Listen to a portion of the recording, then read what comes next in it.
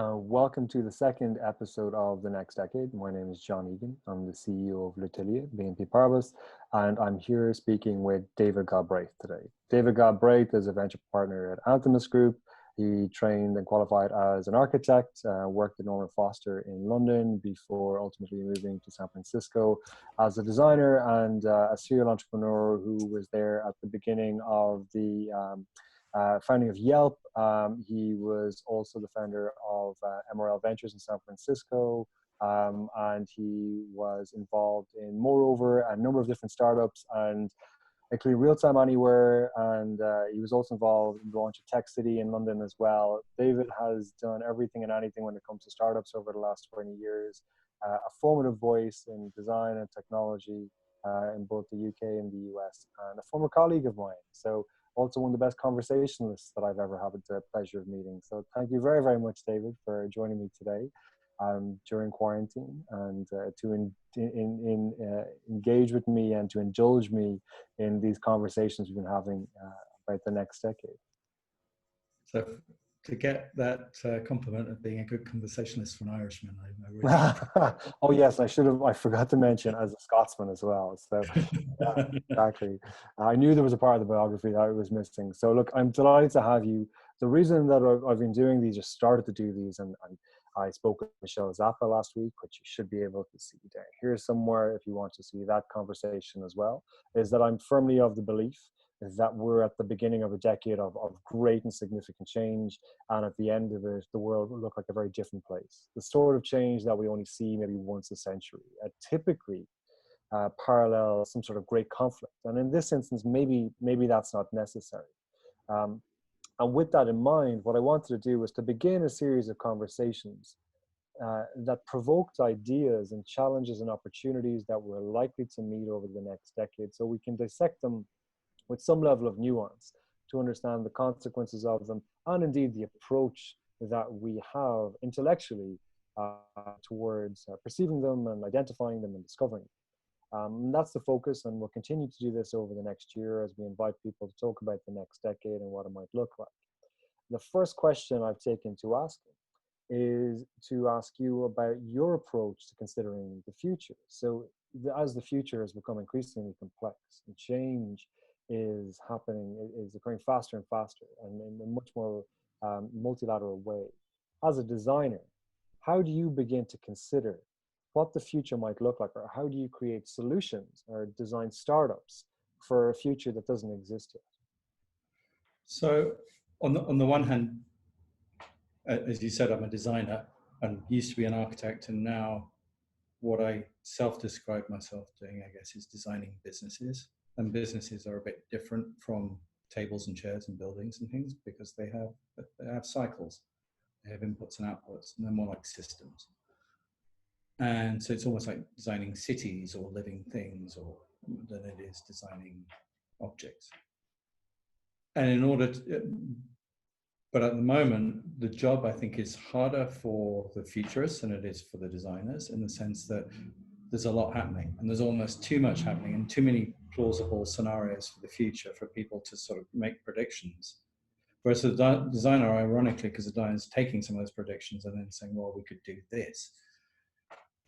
It's an easier job because there's just more stuff. There's more mess to sort of curate and mix and figure out what to do. So I think there's more opportunity for people describing a created version of the future than predicting what the future might end up being passively.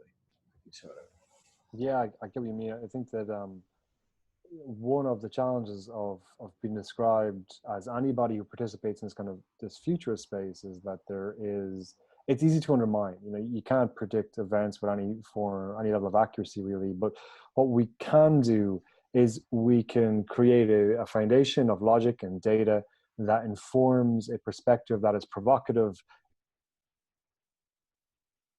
What we can begin to say is that if this continues and this is added, this could possibly result in consequence X, Y, or Z. And that's something we need to talk about because our existing systems are not capable of dealing with that. And I think that's the way I've often found is maybe the most useful way of broaching the subject of foresight or futurism as people look at it. But I think from a design perspective then, to identify, because there's an opportunity cost to every design decision, especially when you're designing a business, because every time you put effort into designing a new business, you make a set of choices that preclude the opportunity to make alternative choices. How do you begin then to prioritize those choices? How do you identify the space that you want to pursue and apply your time and resources to? So my focus has always been on market shifts rather than technologies. For example, I think that most technology businesses, certainly internet businesses, use relatively commoditized technology and then use that commoditized technology to address market opportunities, and normally where there's a go-to-market because something's changed. And for all sorts of reasons, people tend to talk about technology investing or things like that. It actually isn't really about technology, most of it. So from the market shifts lens, if you like, I believe that this isn't just a once in 100-year shift. I think it's a once in 500-year shift. Wow. For two reasons. The two macro changes are happening in the world. One is not just a shift from a particular country defining global hegemony from, let's say, the UK to the US, but from a shift from west to east. That for 18 of the last 20 centuries, China and India were the majority of the world's GDP, and that actually we might be seeing a return to China and India dominating, and that would be a shift. Although it's only been 200 years, that the actual dominance of the West is a 500-year cycle, and I think we're about to see that flip. The second thing that's happened has been the internet, and I think the internet has created a very similar dynamic to the creation of the printing press and that period before the Reformation, when the flows of information changed and they caused temporarily all sorts of conflict before things settled down. And we're seeing that in social media, and we're seeing that in all sorts of places. And last time that happened, when you had increased trade flows to the New World, and you had increased information flows because of the printing press, if you were near those two things, you got rid of the medieval institutions like guilds and trade fairs, and you replaced them with capital markets and modern day companies. And so to give an example, Lübeck and Hamburg, which are only about 30 miles apart, Lübeck is on the Baltic and Hamburg's on the Atlantic. And so Hamburg, by virtue, they're both equidistant from Mainz, where the printing press located, but Hamburg became the place that really got rid of its guilds and trade fairs early and replaced them with modern day companies because it had both factors. It had the Atlantic trade flows, and it had proximity to the printing press and new ideas. Yeah, that's really interesting. Okay, so there's two things I want to pick up on there. The first one is to go back a step to your point about technology investing, which I think is a really interesting point. And typically people tend to consider the evolution of a technology to be the significant componentry of change. But I think what your assertion is that actually it can take a long time for a technology to become commoditized and mainstreamed. And in fact, it's the innovation and the philosophy of thought behind the business that tends to be the thing that drives us forward. Is that a consistent dynamic, or do you think that changes? Do you think there are times where we see it swing back to being technology driven, and then the technology mainstreams, then it resets to business model innovation, then shifts again? Or do you think that's a consistent truism? Well, there are two parallel answers to that. So one is, yeah, when things settle down, when you have a big new thing like the internet, when things settle down, you'll get the big companies, and possibly their own R&D will drive things in the way that Xerox PARC and these sort of research labs, or Bell Labs, and these were the places that dictated and it switched into venture capital later. But I think there's another variable there, which is that's nothing to do with technologies. The internet was different from software innovation. It was innovation about networks, and it allowed you to create network effects in terms of the value of your product. And it allowed you to leverage the the network for distribution as well. So the internet allowed you to create companies which were winner takes all and became very big, and where there was a high risk, high reward profile, and that happened on a particular time scale that made it very, very attractive for venture capital. So although venture capital existed before the internet, it really is a product of the internet in terms of it just being hitting the sweet spot in terms of returns. It strikes me as well that it's also a product of low yield environments, and that the existing venture capital model would struggle in a higher interest rate environment. I think the chase for the desire for yield at the moment is hugely beneficial, especially given the results that we see across a lot of VCs over the last 10 years have not necessarily been glowingly positive. And when you begin to see, S&P 500 produce, like say Tesla over Tesla last week and across the last month, when public stocks can generate returns far in excess of that of high yield investment opportunities, it becomes difficult to justify them in higher yield environments. So I totally agree with you, but I would clip onto that this idea that if interest rates were to increase to 8 or 9% tomorrow, I think that we would see an enormous shift in the way capital is deployed through VC. Absolutely. But you could argue also that so much money has been made with relatively simple investing in markets that trying to be clever about it, the way hedge funds have, or trying to stock pick, has been very hard. And therefore the hedge funds haven't done so well. And so you could argue that venture capital is a form of stock picking.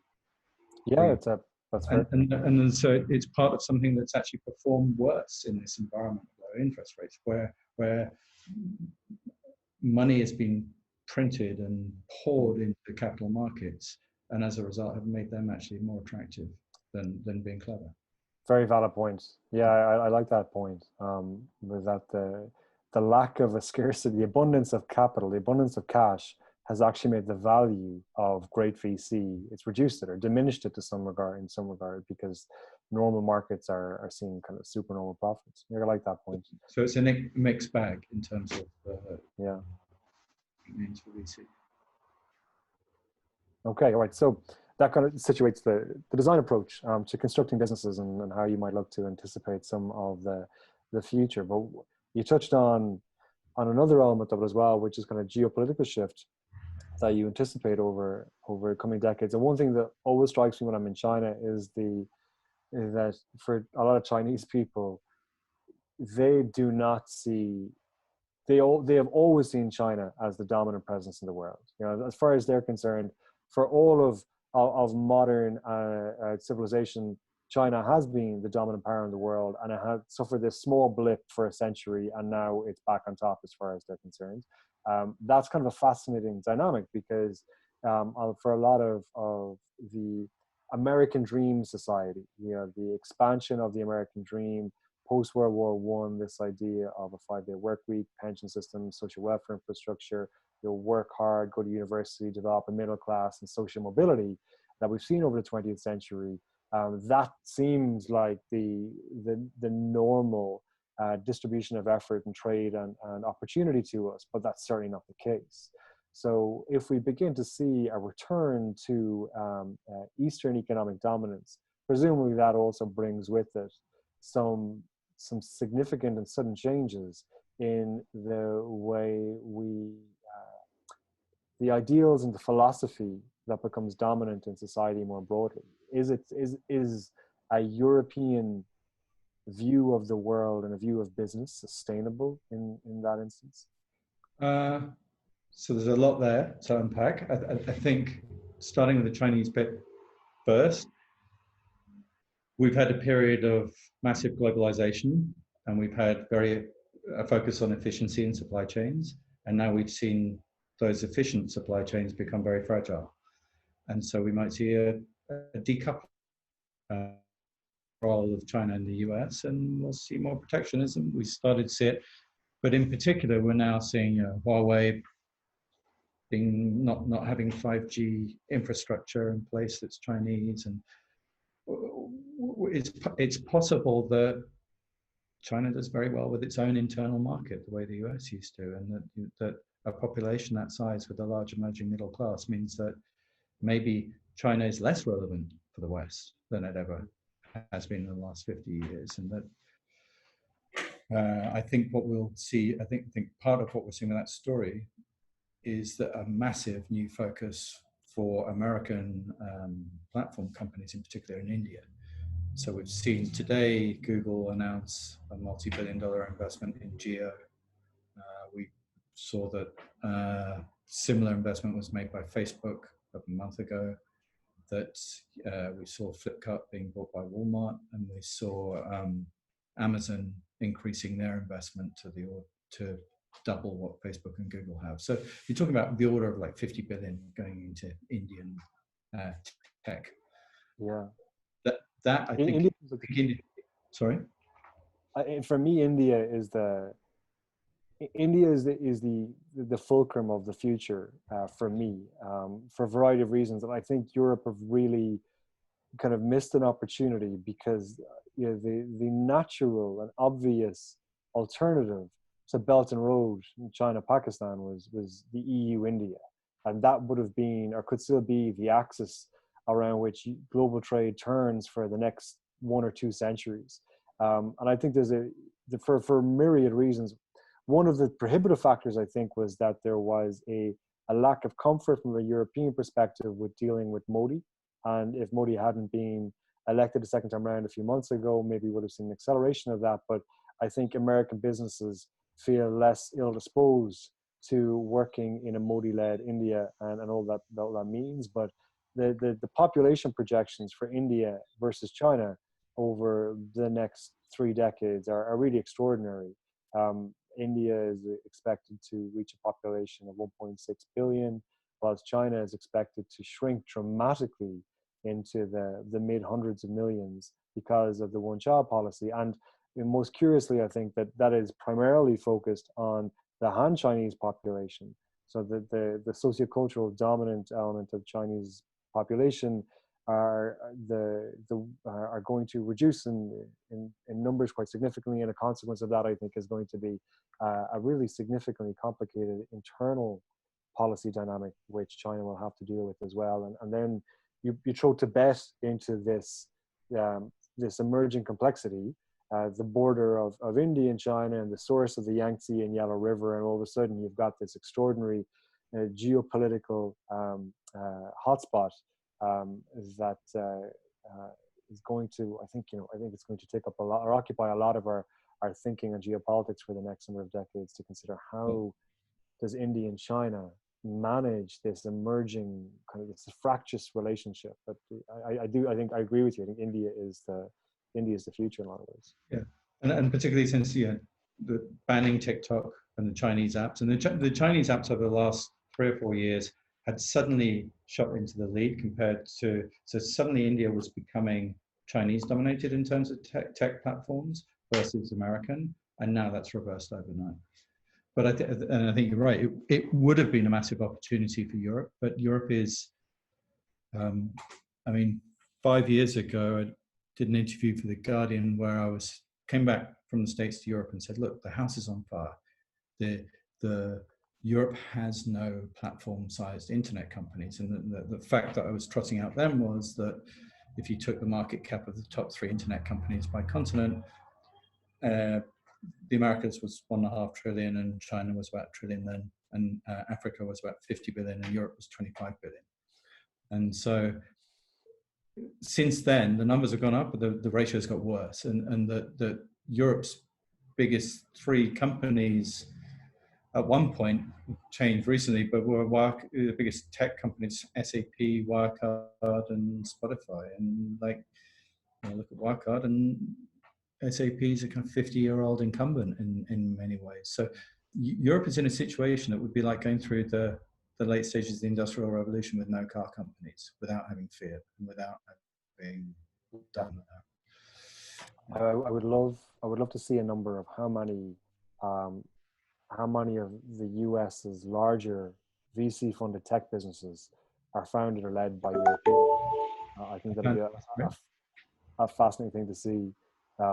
because we export so much entrepreneurial talent to the US anyway. But can I ask, so kind of jumping off this, so one thing I'm curious about is, what do you think are the drivers, and maybe the ones that are less obvious, the drivers that are going to shape the next decade, be they sociocultural, be they philosophical, be they geopolitical, be they technological?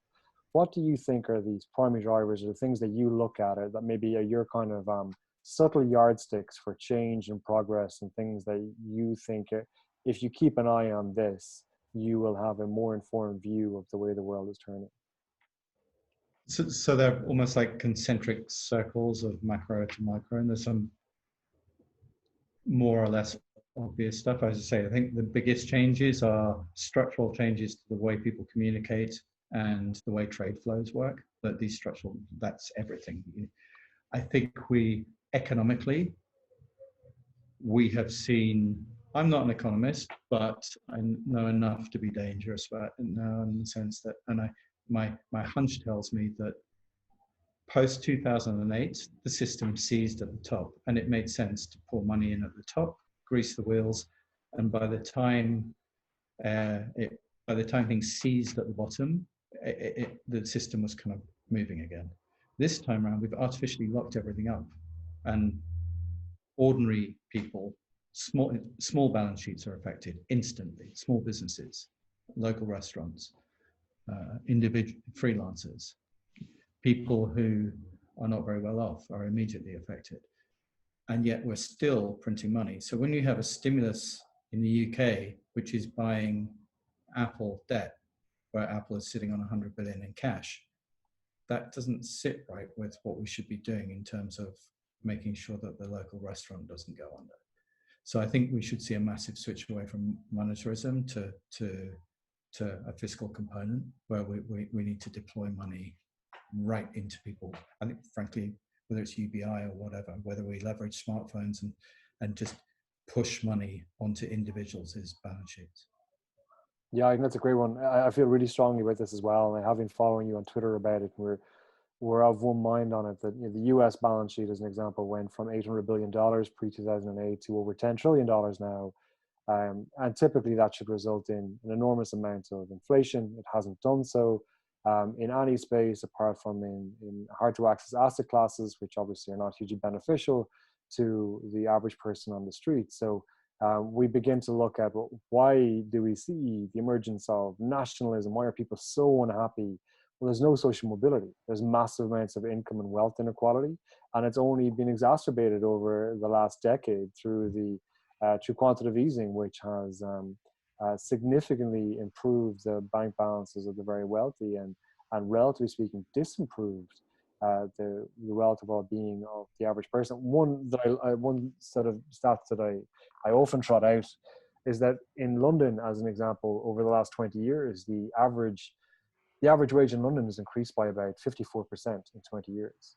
The average house price in London has increased by over 540% in that time. And the average executive salary in London has increased by over 1,300% in that period.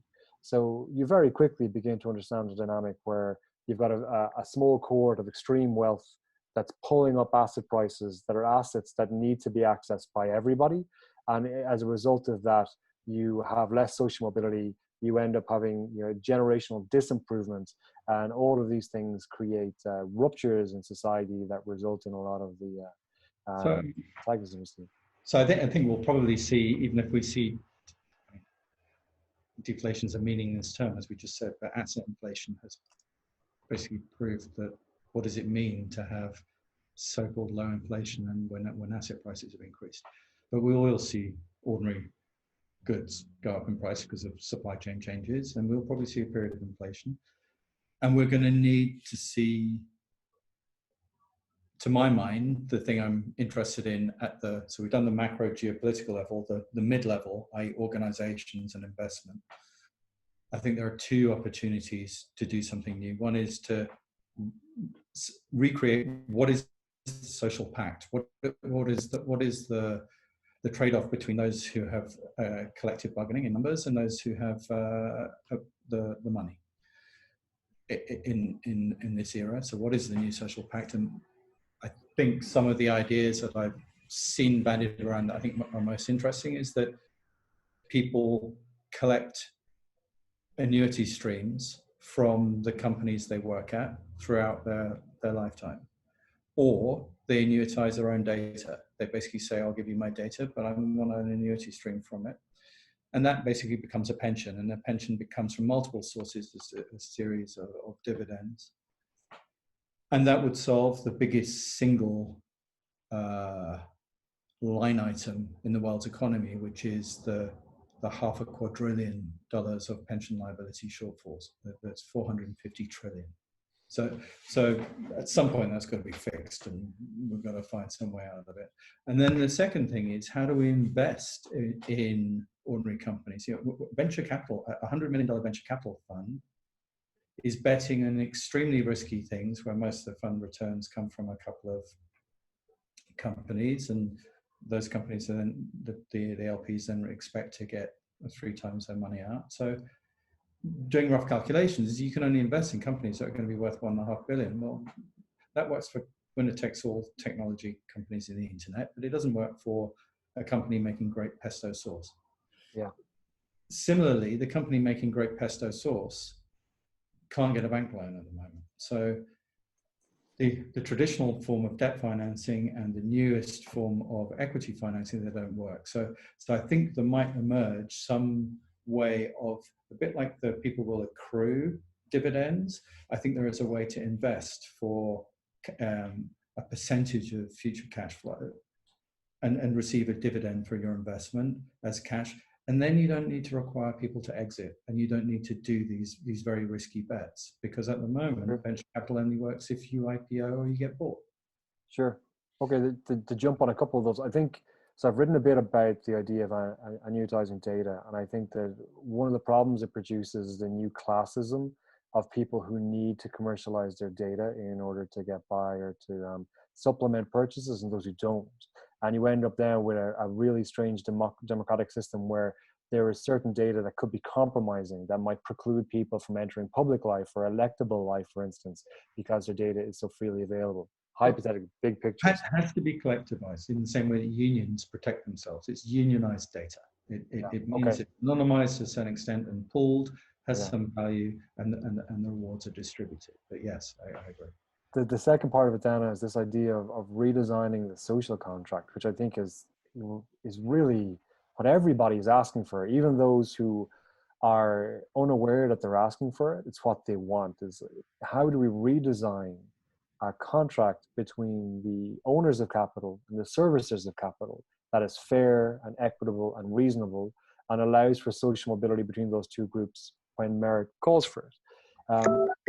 And that becomes, I think the challenge with that at the moment, and I wrote a piece on this a number of years ago, is that one of the things that artificial intelligence is doing is that the traditional tasks that encourage the social contract in the first place, i.e.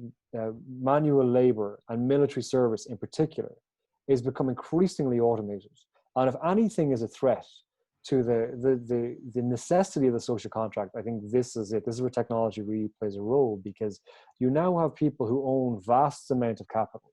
And increasingly they're saying, why do I need to be concerned with those who service capital at all? Because now I have machines and code who can service this capital for me. And because I don't need them anymore, I'm not going to diminish my wealth or whatever else in order to facilitate their ends. And I think that's a really complicated concept to kind of get our heads around. But it's the thing that for a number of years now, I don't, for AI, for me, generally speaking, AI, I don't believe it's a genuine concern for jobs. Yes, we will see frictional unemployment and we will see some structural unemployment. But ultimately, AI will create more jobs than it ever takes away. And those jobs will be more enjoyable, more human, more creative as a result. That's not where I see the risk. The risk is actually the fracture of the social contract between the rich and the poor, where the rich will disengage from the poor and they will separate themselves because now they have machinery and artificial intelligence to replace the human interfaces that they once had. And that to me is a real concern over the next 2 decades.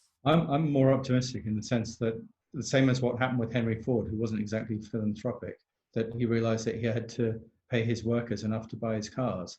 We're now in a an extreme environment where there is almost zero marginal costs in a lot of what's produced with software. And that unless people can afford to buy the things that are made or can afford to have the time to consume them, then the rich aren't going to be able to leverage the benefits of this new world economy. And so people will have to have enough money to do that, or there won't be a business for the rich, and the rich will make luxury goods for each other, and that doesn't actually leverage economies of scale. To be really cynical, we need to make sure that we can allow them access to enough capital, to enough debt, to buy the products that we're selling to them, secured against the things they actually own, like a home, that can produce income over time. So to be very, very cynical about it, what you end up then is a debt trap that you end up with the average person falling into, that produces an income stream from the primary assets that ends up being an annuity for a long period of time, that finances and captures more and more assets for a wealthy class. I'm sounding like a techno-Marxist at the moment, but in which case you need some kind of inflation to inflate away the debt. Yes. So, but then the thing is, when monetary policy works the way it does now, i.e., it's not fixed to anything, and if you do have a capitalist class, a wealthy class that control government and control monetary policy, there's nothing to stop them continuously printing out more and more currency. And as long as the world believes in the stability of the country, it will continue to accept that. We've seen it in the US. You can't go from $800 billion to $10 trillion in 10 years and pretend nothing is wrong. That's ridiculous. It's not like the US has increased productivity by over 10 times what it was in 2007, 2008. And that's just not true. But we abide by it because the US continues to be somewhat stable, and it's got many, many resources that people can capitalize on. But going back to another point you made as well, there's something really interesting at the moment. If it's okay to quantitatively ease away the problems of large businesses who have been doing share buybacks and put money in the pockets of the very, very wealthy over the last decade, well, then surely there's a way of putting money in the pockets of small businesses and people who are really creating value and employing people. Surely there needs to be a re-engineering of that system to some extent. And part of this as well, I think, is linked to the individual in the company. There needs to be a mechanism to fund those companies, but maybe part of this social contract conversation as well is also about how we create a social welfare infrastructure that encourages, that rewards people for the creation of different forms of social value. So instead of just having a cash-based exchange of services or doling out cash, being able to say to people, look, if you were a nurse, then there were significant benefits to that in the long term. That if you were a nurse or a teacher for a long period of time, that accrues a value over time that stockpiles or that increases the level of social benefit or social welfare benefit that you can achieve, that allows you to do things, for instance, like take a year off. That's totally funded by the stockpile of wealth that you have in a social welfare. But if you are a volunteer, that counts in your favor. If you do a degree, say for instance, an engineering degree that might be very much needed in society, or a medical degree that might be needed in society, you are rewarded for that in some way too. That if we create a social welfare system that is incentivized on an individual level, such that a nurse or a teacher or somebody who works in the fire brigade knows that they can retire at 50 very, very comfortably because society is rewarding that, then we begin to see a reconstitution of the social contract in the way that we've been talking about. But I don't know what. You could argue that has happened historically anyway, for the sense that, just as you identified, that some of these jobs traditionally, not nursing certainly, but many jobs in the state sector, one of the trade-offs, you could retire on 80% of your salary very young. True. Yeah, very valid. The DC pensions and DB pensions dynamic over the last number of years has illustrated the benefit of that. But ultimately now you have a new generation of people who are not benefiting from that because that has been changed more broadly across society. So, but previously these changes have usually been instigated by cataclysmic global acts. So it took World War I to give people the franchise. And it took another 20 years beyond that, 25 years beyond that, to begin to give more and more women the franchise. So it wasn't everybody. And then it took World War II to really begin to introduce the social welfare infrastructure that we now rely on. if we don't have this significant conflict moment that changes the dynamic of society, how do we go about re-architecting or redesigning some of the underlying causes of the fractures that we're beginning to see? Yes, I know. I think this will certainly see this being one of those events that accelerates these changes, and the changes that were going to happen are being accelerated, and that the most sort of macro view of it, say there's a big shift between efficiency to resilience, that we'll see much more focus on resilient systems rather than efficient systems now, because we've seen things being shaken up by a very highly globalized networked economy. Can you give an example of that? Supply chains in supermarkets. So I mean, one of the weird things was that France's supermarket supply chains perform much better than the UK's. The UK's were much more efficient, but France is a much less dense country with a lot more local produce in its supply chains.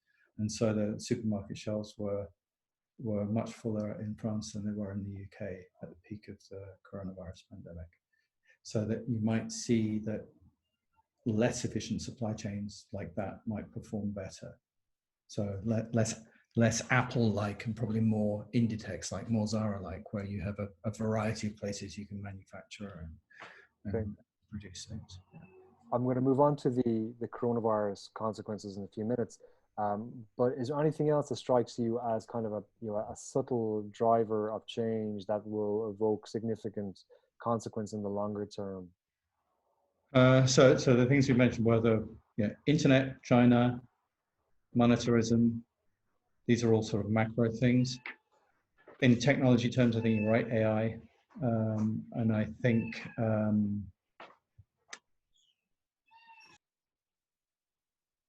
on the sort of, if you look at vertical markets, let's say mobility, the switch to electric vehicles will probably seem, electric vehicles are quite boring looking things. They look pretty much like a normal car, but they're going to change 10% of the world's economy.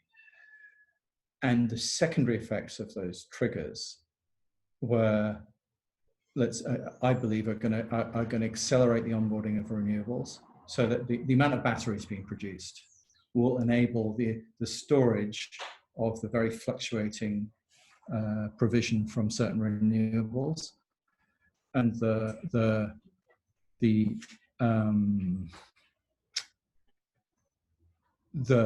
demands that the electric vehicles produce on the grid as well are going to have to be, electric vehicles produce both the solution and the cause towards changing fundamentally the electricity grid.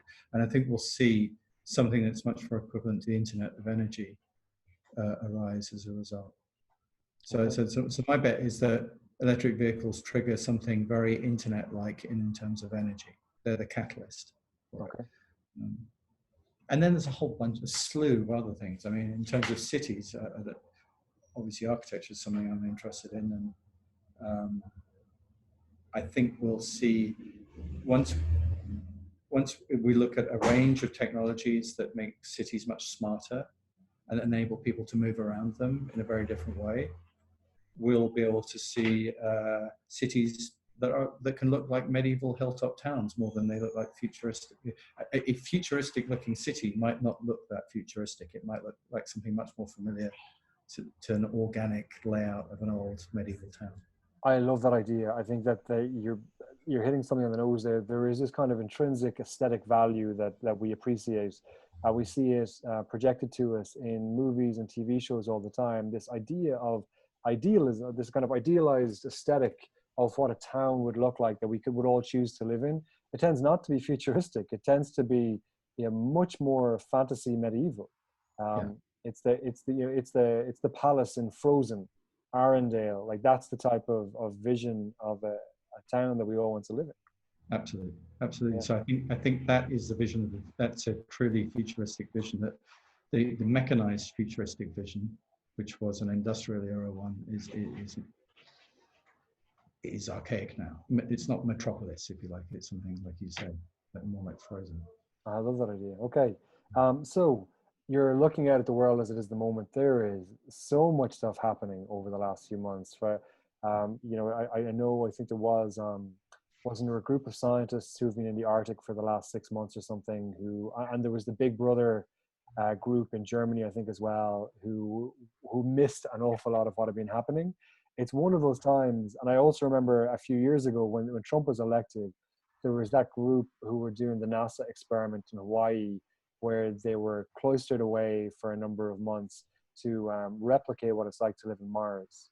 And they came out after whatever they were, like 4 or 5 months in this environment, having no contact with the outside world.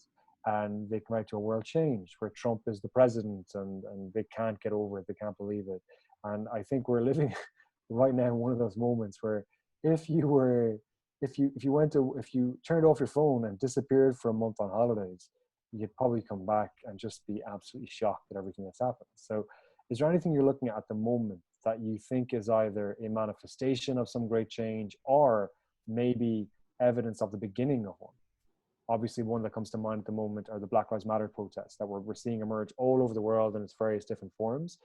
Is a really kind of fascinating one that sits on both sides. It's obviously the manifestation of centuries of fractious relationship, particularly in the US, and challenges therein, and also the beginning of something, hopefully something very significant. So I would have said, I would take a contrarian view and say that the pandemic itself, like the 1918 pandemic, didn't really feature very much in history compared to World War II or World War One. I got stuck in between those two small moments. Yeah, but this time does seem different. And I think this time is different because there was underlying changes anyway, and this is just the spark that has now. And for that reason, we don't know, and obviously we can't. I'm not the scientist that is making judgments about whether you lock down or open up. But what I am hearing is that there's very little coordinated effort to decide what the impact on people's lives is, locking down versus not locking down holistically, to look at, let's say, quality of life adjusted years, like a measurement that says how much human suffering is going to be caused by whatever decision is taken. And I think it's become highly political, and that's one of the changes that I think has happened very recently, is that you're starting depressingly seeing people fall into political camps over this rather than trying to say, how do we reduce human suffering? Yeah. Yeah, it's a curious one. It's interesting that that the vision that it seems to be occurring also equates to particular political leanings and philosophies that have been heretofore kind of right and left over the last number of years. There seems to be, and this is me just assessing it via Twitter and social media and stuff, that there is a camp who favor lifting of restrictions and the anti-mask movement, and then the broader lifting of lockdowns, and they tend to fall into this more nationalistic, free marketist point of view. And it doesn't necessarily mean there's not real cause to have that conversation, but the polarization and the fact that it's so polemic makes it impossible to have the conversation then about what the right approach is, and to run experiments potentially on how to do things, and because it becomes such a politically polemic hot potato. So I think one change we'll see happening is certainly globalization created inequality locally in some relatively wealthy developed countries, but overall globally reduced poverty massively. This event, I suspect, the economic impact of coronavirus is supposed to be the health impact of it. The health impact of it clearly affects poorer people in wealthy countries more than it affects wealthier people. We've seen that. But the opposite seems to be true in developing countries, where actually the economic impacts may be far more of an impact than the health impacts. So we might see, like, so the World Food Programme estimates a lot more issues with food supply in developing countries as a result of the economic impacts. That's interesting. I think with globalization, there's kind of a quadrant that you can describe, which is globalization has massively benefited three of the four sectors of this particular quadrant. It has benefited wealthy people in rich countries, wealthy people in poor countries, and poor people in poor countries have all been the beneficiaries, the economic beneficiaries of globalization. The one quadrant that has suffered are poor people in wealthy countries. It has significantly undermined their work profile, their earnings profile, their job security, their sense of self. It really has had this significant impact. And they're, like you said, they're also the ones who are disproportionately being affected by the health consequences of this too. That's a kind of a fascinating dynamic to kind of consider the longer tail of. Yeah. And okay, so then moving on a little bit then to the quarantine, or to the coronavirus itself. Are there things that, as a designer, I suppose as well, I'm sure that there's so many observable changes, people's behavior, and then there's things that we've talked about, like reduction in exercise, likely increase in obesity and diabetes as a consequence of it. I would expect that anyone who does the research will find that diets have changed quite dramatically as well. In developed markets, I'd expect that we see much less consumption of meat a lot of the time, much more beans and pastas and stuff like that. Entertainment, obviously, your Netflix stock has gone through the roof. So we're going to we've created this kind of common understanding of entertainment. Everyone's watched the same stuff. It's become the virtual water cooler moment. Are there things like that that you've noticed, which you expect to be permanent, in the sense of consequence, that we're going to see significant shifts in some of these minor changes that we've experienced in our day-to-day life? So taking the media one first, I mean, as you said, my first internet company was called Real Time Anywhere. And the idea was that was the problem, the internet, real time anywhere. And I think that we've seen media, the growth in real-time media has been greater than the growth in just pure asynchronous stream media like Netflix. So you see much more consumption of real-time media, and taking the broadest view of real-time media that actually applies to telehealth or things like that. So you're seeing now that video, the Zoom, the slices of the Zoom experience in verticals, i.e. a Zoom with your doctor. Yeah. There are 5 or 6 of these are unicorns already. So I would say in terms of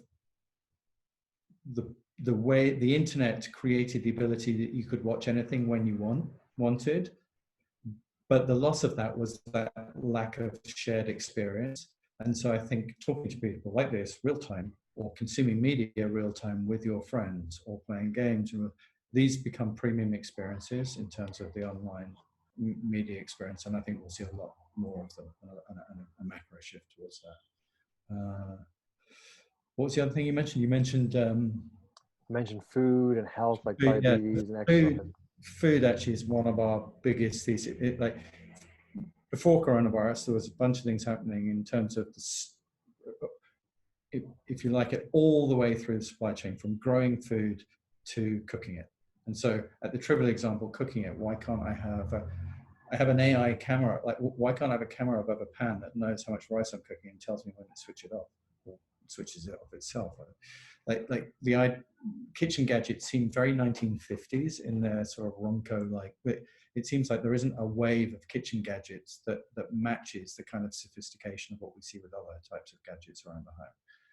In terms of the food itself, things like nanotechnologies that show sell-by dates that actually measure the bacteria in the food and that don't make guesstimates, so we reduce the weight, a massive amount of waste from not knowing the condition of food. Yep. To the robotics for growing. The Asian farm fields tend to be smaller, and the size of a combine harvester and the size of fields in Europe and the US is largely dictated by the cost of the people operating the machinery and the size of the machinery. So in Europe, it's the maximum size. You can fold up the wings of a combine harvester and have one person drive it day and night because it's rented. This is kind of what I think we'll see a lot more robotic, smaller machinery and smaller field sizes, and a lot more ability to leverage that in Asia, where field sizes are smaller. I think then on the financing of farming, we'll see a lot more crop yield as a service. So things like let's say a generic pesticide manufacturer who's selling a fundamentally toxic product that wants to sell less of that product but isn't incentivized to do that at the moment. If you bundle their product with IoT sensors that microdose at the level of every square meter of soil, the right, everyone is aligned to the end product, i.e. the pesticide manufacturer sells crop yield and not chemicals. So I think food is hugely important in terms of changes, and because of these fundamental disruptions to supply chains and the nature of food supply chains being obviously things that stuff needs to move around relatively quickly, that we'll see a lot of changes happening in that and accelerated very soon. Great. So we're often getting a question in. The question is, so we've talked a lot about what will change in the next 10 years. What won't change in the next 10 years?